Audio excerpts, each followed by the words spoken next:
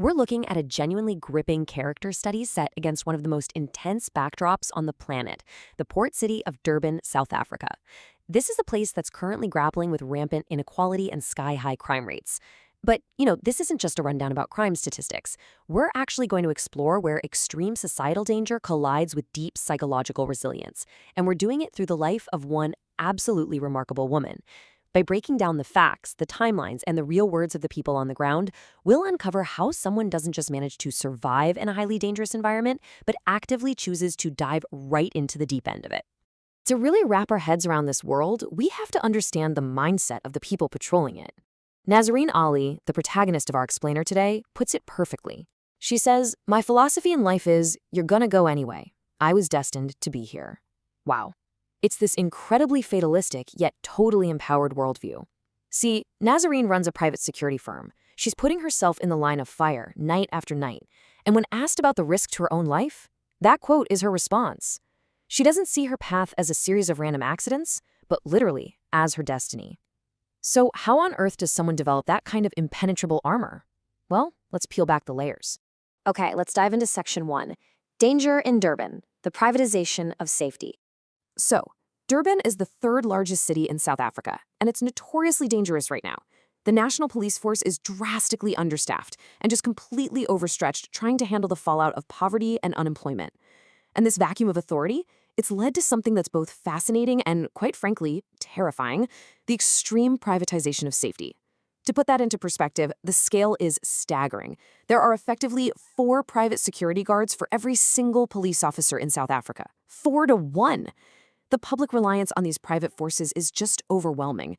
Everyday people are trusting these private companies to respond faster and handle situations when the state simply can't.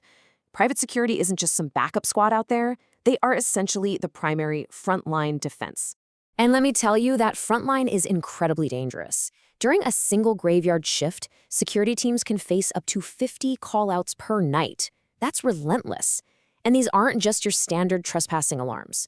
The source material shows us that criminals down there do not hesitate to use firearms against private forces. These guards find themselves in high-speed pursuits of hijacked vehicles, and actual shootouts are a very real, very frequent reality. This is the harrowing, deadly environment where our subject decided, yeah, I'm going to build my empire right here. Which brings us to Section 2, the female boss. Meet Nazarene Ali. In a completely male-dominated, fiercely aggressive industry, Nazarene isn't just participating, she is commanding the room. She's a tough, uncompromising CEO, and get this, a former professional bodybuilder. When you hear her on the job, her tough bravado is instantly undeniable. She expects absolute perfection and discipline from her team. Even her ex-husband described her as being incredibly strict, almost German-like in how she demands order.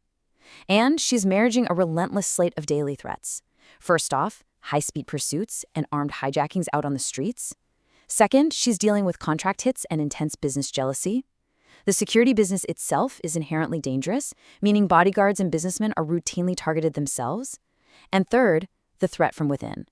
She has to constantly assert her authority, famously dressing down insubordinate or intoxicated guards right on the spot just to protect her company's gold standard. She projects total fearlessness. But hearing about this tough, unyielding exterior begs a pretty crucial question. Is her career driven by a healthy desire to protect and serve? Or is there something far more complex lurking beneath all that tactical gear? Could this intense, militarized life actually be a reaction to deep-seated trauma?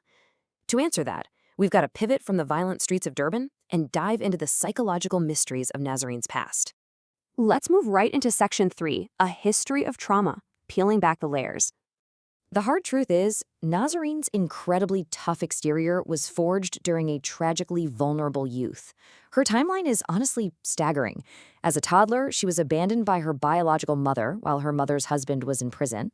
So she was raised by a foster father. Then, at the incredibly young age of 13, she was forced into a car and sexually assaulted at gunpoint. And the perpetrator? A police officer. From ages 13 to 16, her life just spiraled. She was arrested for hijacking, pulling stolen motorbikes around, and she was even placed in a psychiatric facility. Finally, at age 16, desperately seeking a home and an escape from that chaotic life, she gets married to a policeman. The compounding nature of all this trauma at such a formative age is just profound. Yet despite enduring all of that, she absolutely refuses to use the word victim. She states, "I don't like calling a survivor victim. He hasn't taken anything away from you. Not your purpose, and mostly not your willpower." She acknowledges the violation, sure, but she actively rejects the idea that her power was permanently stolen from her. This mindset is the absolute core of her resilience. It's this conscious, daily choice to maintain agency over her own narrative. And that leads us directly to Section 4, Reclaiming Power and Control, the Psychology of a Bodyguard. So how does a deeply vulnerable, traumatized teenager transform into a highly militarized bodyguard and security CEO? We have to ask ourselves, is the gun she carries every day simply a tool for protection against Durban's crime, or is it actually a psychological means to reclaim control?